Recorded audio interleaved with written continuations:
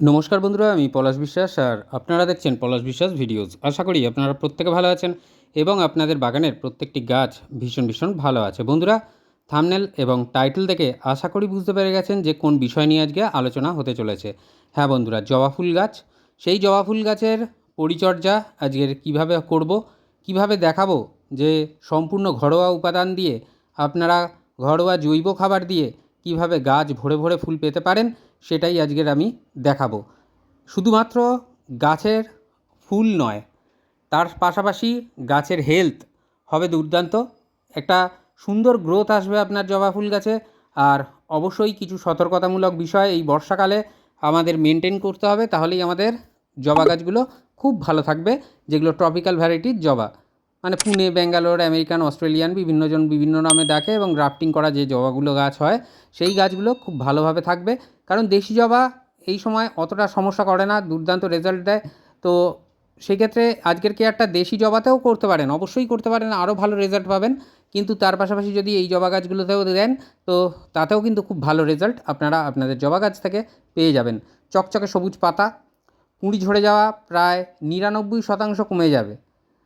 আর যেটা হবে, ফুল ভরে ভরে আসবে গাছে, ফুলের আকার, ফুলের রং সবটাই কিন্তু খুব ভালো থাকবে। আর জৈব খাবার একটা জিনিস মাথায় রাখবেন, টবের মাটিতে যে কোনো জৈব খাবার যদি দেন এই বর্ষাকালে, তাহলে সেটা কিভাবে দিতে হবে এবং কতদিনের ব্যবধানে দিতে হবে, আজকের যে খাবারটা দেওয়া দেখাবো সেই খাবারটা কতদিনের ব্যবধানে দিতে পারবেন, তাহলেই কিন্তু আপনাদের জবা গাছগুলো খুব ভালো থাকবে। বর্ষাকালে জবা গাছকে রক্ষা করার কয়েকটা টিপস ট্রিক্স যেটাই বলতে পারেন সেটাই। জবা গাছগুলোতে 10 দিনের ব্যবধানে টবের মিডিয়ায় ফাঙ্গিসাইড দেবেন, এবং গাছের পাতায় অবশ্যই ফাঙ্গিসাইড স্প্রে করবেন। যেদিন বৃষ্টি বিরতি পড়বে সেই দিনটাকেই বেছে নেবেন। আর তার পাশাপাশি যেটা বলবো, সপ্তাহে একবার করে নিম অয়েল স্প্রে করতে পারেন টবের মানে গাছগুলোতে। আর এছাড়া কীটনাশক 10 দিনের ব্যবধানে ব্যবধানে ব্যবহার করতে পারেন, তাহলে পোকামাকড়ের আক্রমণের হাত থেকে আপনার জবা গাছটা রক্ষা পেয়ে যাবে। তো জবা গাছগুলো এই সময় দেখা যায় যে পিঁপড়ে আক্রমণ হচ্ছে, পোকামাকড়ের আক্রমণ হচ্ছে, সেগুলো হবে না। টবের মাটি আগাছা মুক্ত রাখবেন, টবের মাটিতে জল না জমে খেয়াল রাখবেন, এবং টবের মাটির মধ্যে থেকে মানে পাতা, গাছের পাতা বলুন বা ফুল বলুন, সেগুলো যদি পচে বা থাকে, সেগুলো থেকেও কিন্তু এই পিঁপড়ে, শামুক এগুলোর আক্রমণ ঘটবে। তো সেইগুলোকে পরিষ্কার রাখলে, বাগানটাকে সার্বিকভাবে পরিষ্কার রাখলে দেখবেন আপনার এই সমস্যাগুলো জবা গাছ থেকে বলুন বা বাগানের যে কোনো গাছ থেকে কমে যাচ্ছে। তো যেটা করার কথা বলবো, প্রত্যেককেই বলি, এই পিঁপড়ের আক্রমণের হাত থেকে গাছকে রক্ষা করতে গেলে টবের বাইরে, মানে টবের থেকে, টব যেখানে রয়েছে সেই মেঝের উপরে আপনারা একটু দূর থেকে ব্লিচিং পাউডার বা গ্যামাক্সিন পাউডার এই ধরনের পাউডার ছড়িয়ে দিতে পারেন, তাতে করে পিঁপড়ের আক্রমণ কমে যাবে। টবের গায়েতে চারিধার দিয়ে লক্ষণ রেখার একটা দাগ কেটে দিতে পারেন, তাতেও কিন্তু অনেকটা কাজ হয়। তো এরকমগুলো করতে পারলে খুব ভালো রেজাল্ট পাবেন। আর না হলে তো ফিউরাডন আছে, যদিও এই তীব্র কীটনাশক, এটি আমি ব্যবহার নিজেও করি না আর কাউকে করতেও বলি না। ঘরোয়া উপাদান দিয়ে আমার এই টবের মাটি থেকে পিঁপড়ে, কেঁচো, কেন্ন, শামুক এগুলো দূর করার আমি পরিচর্যা দিয়েছি। আপনারা চাইলে ভিডিও লিস্টে গিয়ে পরপর দেখে নিতে পারেন। তো আজকের যেটা তরল সারটা দেখাবো, এটা কিন্তু জবা গাছের জন্য বর্ষাকালে অমৃত। এই অমৃত সার কিভাবে বানাবো, কতদিনের ব্যবধানে দেবো গাছে, কতটা পরিমাণে, কত ইঞ্চি টবে সেটা দেবো, সেটা কিন্তু আজকের আমি দেখিয়ে দিচ্ছি এবং বলে দিচ্ছি। তো দেখুন, একটু কোনো কিছু দিয়ে একটু ভালো করে ক্লকওয়াইজ, অ্যান্টি ক্লকওয়াইজ করে ঘেঁটে নেব বা গুলিয়ে নেব তরলটাকে। দারুণ রেজাল্ট পাবেন। এটা কিন্তু এক কথায় মানে মানতে হবে, বিশ্বাস করতে হবে। যখনই আপনি আপনার গাছে দেবেন, একটা টবে, আপনার যে কোনো একটা জবা গাছের টবে দিন, খুব ভালো রেজাল্ট পাবেন। এই প্রসঙ্গে একটা কথা বলি, যে অনেকেই প্রশ্ন করবেন যে এই গাছ, এটা কি অন্যান্য গাছে দিতে পারবো? দেখুন, এই উপাদান কিন্তু দেওয়া যায় অন্যান্য গাছে, তবে বর্ষাকালে আমি কেবলমাত্র জবা গাছের জন্য টবের মাটিতে দেওয়ার যে পরিমাণ, বা এই 1 লিটারের যে কন্টেনারটা দেখছেন তার মধ্যে যে ভিজিয়েছি তার পরিমাণ, এটা সম্পূর্ণ জবা গাছের পরিচর্যার জন্য। তো আমি বলবো যে জবা গাছে দিন, অন্যান্য গাছে দিতে পারেন, অপরাজিতা গাছ, বেলি ফুল গাছ এগুলো দেওয়া যাবে, কোনো সমস্যা নেই। কিন্তু জবা গাছে কিন্তু খুব ভালো রেজাল্ট আপনারা পেয়ে যাবেন। আর সব গাছে এই তরল সার যদি দিয়ে দেন, তাহলে কিন্তু রেজাল্ট হবে। তবে যেগুলো মানে ফাঙ্গাস বা ফাঙ্গাস লাগার সমস্যা যেমন অ্যাডেনিয়াম, ক্যাকটাস, স্যাকুল্যান্ট এই সমস্ত প্রজাতির গাছে না দেওয়াই ভালো। তো টবের মাটিতে এই 200 ml করে তরল আপনারা বানিয়ে দিয়ে দিন, দারুণ রেজাল্ট পেয়ে যাবেন। এবং টগর গাছ, বেলি গাছ, সমস্ত গাছ থেকে, অপরাজিতা গাছ, এই যে পাতা হলুদ হয়ে যাওয়া, কুঁড়ি হলুদ হয়ে যাওয়া, সব গাছের থেকে কিন্তু রেজাল্ট খুব ভালো পাবেন। আর জবা গাছে কিন্তু বিশেষ করে আমি বলবো যে জবা গাছে কিন্তু দারুণ রেজাল্ট দেবে, এটা আমি বলে দিলাম। এটা আপনারা মানে দিলে বুঝতে পেরে যাবেন, কোনো বিকল্প কিছু থাকবে না।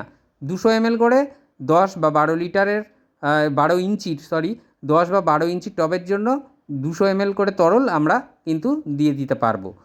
তো দেখুন, এই যে তরল সার যেটা গুলিয়ে দেখাচ্ছি, এইভাবেই আপনাদেরকে মাঝে মাঝে মানে ফেটিয়ে ঘাঁটিয়ে রাখতে হবে।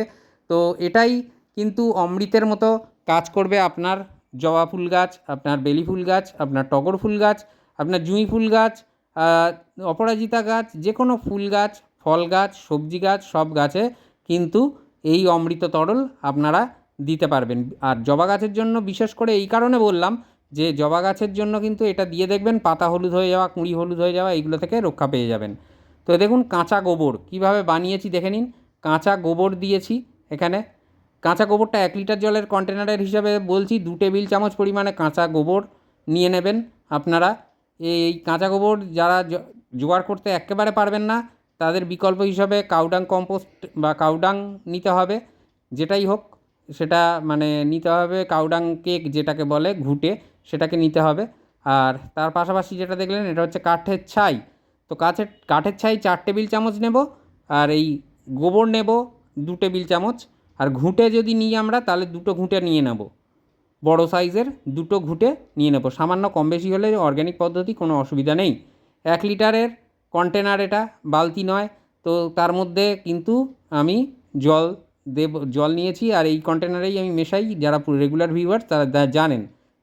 তো যাই হোক, এবারে এই গোবর এবং কাঠের ছাই এই দুটোকে নিতে হবে। নিয়ে আমি মেশাবো, এর সাথে আরেকটা উপাদানও মেশাবো, মিশিয়ে কিন্তু ওই তরল দ্রবণটা তৈরি করা হয়েছিল, যেটা কিনা আমি জবা গাছ সহ সমস্ত গাছে আমি দিয়ে দিয়েছি। তো এই যে কাঠের ছাই আর গোবর, এই দুটোকে আমরা ভেজাতে দেবো বা ডিকম্পোস্ট করার জন্য দেবো। তো যেটা করতে হবে, এই ছাই এবং গোবর এই দুটোর মধ্যে নাইট্রোজেনের মাত্রা গোবরে বিশেষভাবে রয়েছে। ছাই প্রচুর পরিমাণের পটাশিয়ামের যোগান দেয়। আর এখানে একটা ডিমের খোলা দেখতে পাচ্ছেন, এর ভেতরে আর মানে একটা ডিমেরই 2টো অংশ রয়েছে, তো যাই হোক খোলা মাঝখান দিয়ে ফাটানো। তো এটাকে একদম যতটা পারা যায় হাত দিয়ে গুঁড়ো করে নেবেন। যদি কেউ মনে করেন এই ডিমের খোসা মিক্সিতে দিয়ে গুঁড়ো করবেন, তাও করতে পারেন। যেরমভাবেই হোক দেবেন, ডিকম্পোস্ট হয়ে পরবর্তীকালে আর খুঁজে পাবেন না একে। এইটা একটা মজার বিষয়, ভেজালে দেখতে পেয়ে যাবেন। তো এই জিনিসগুলো আপনাকে কিন্তু মিশিয়ে 3 দিন পচাতে হবে, এবং পচানোর পরে আমরা কিন্তু টবের মাটিতে যেভাবে দেখালাম, যে পরিমাণে দেখালাম, সেভাবেই কিন্তু আমরা দিতে থাকবো আমাদের গাছগুলোতে। জবা, বেল, টগর, জুঁই, অপরাজিতা বিভিন্ন গাছে আমরা কিন্তু দিয়ে দেব। খালি ক্যাকটাস, স্যাকুল্যান্ট এবং যে সমস্ত গাছগুলো মানে ডাইব্যাক সমস্যায় ভোগে, সেই কারণে ভিডিও শুরুতে আমি বলেছি যে জবা গাছগুলো বিশেষ করে অনেকেই প্রশ্ন করছেন জবা গাছ নিয়ে। তো সেই জন্য আমি বললাম যে জবা গাছে দিতে পারেন, খুব ভালো রেজাল্ট কিন্তু এতে পাবেন। এই সার আবার অনেকে বলবেন যে অন্য গাছে দিতে পারবো কি, সেই জন্য দেখিয়েও দিলাম আজকের যে সমস্ত গাছে, খালি ক্যাকটাস স্যাকুল্যান্ট প্রজাতির গাছগুলো ছাড়া, সেই গাছগুলো ছাড়া আপনারা কিন্তু এই তরল সার সমস্ত গাছে প্রদান করতে পারবেন। আর এটা করবেন আপনারা 10 দিন ছাড়া ছাড়া, দেখবেন দুর্দান্ত রেজাল্ট আপনারা কিন্তু পেয়ে যাবেন আপনাদের সমস্ত গাছে। অসাধারণভাবে ফুলের আকার বড় হবে, ফুলের কুঁড়ি ঝরে যাওয়া কমে যাবে, প্রচুর পরিমাণে ফুল এবং কুঁড়ি তৎসহ গাছের সার্বিক বৃদ্ধি, এই সবটাই কিন্তু আপনি পেয়ে যাবেন এই তরল সার সঠিকভাবে ব্যবহার করলে। তো আশা করি বুঝতে পারলেন। এরপরেও যদি কোনো প্রশ্ন থাকে, যেগুলো ভিডিওতে হয়তো মিস করে গেছি বা বলিনি, সেইগুলো সংক্রান্ত করবেন, আমি রিপ্লাই দিয়ে দেব। আর এছাড়া অন্যান্য গাছের সমস্যা নিয়ে থাকলেও করতে পারেন প্রশ্ন, কোনো সমস্যা নেই। তবে ভিডিও লিস্টে যাবেন, দেখবেন রিসেন্ট যে সমস্ত সমস্যা নিয়ে সমস্ত বাগানই সাফার করছেন, সেই বিষয়গুলো কিন্তু ভিডিও আকারে পরপর পরিচর্যা আকারে দেওয়া রয়েছে। সেগুলো দেখে নেবেন একটু ভিডিও লিস্ট থেকে, উপকার হবে আপনাদের।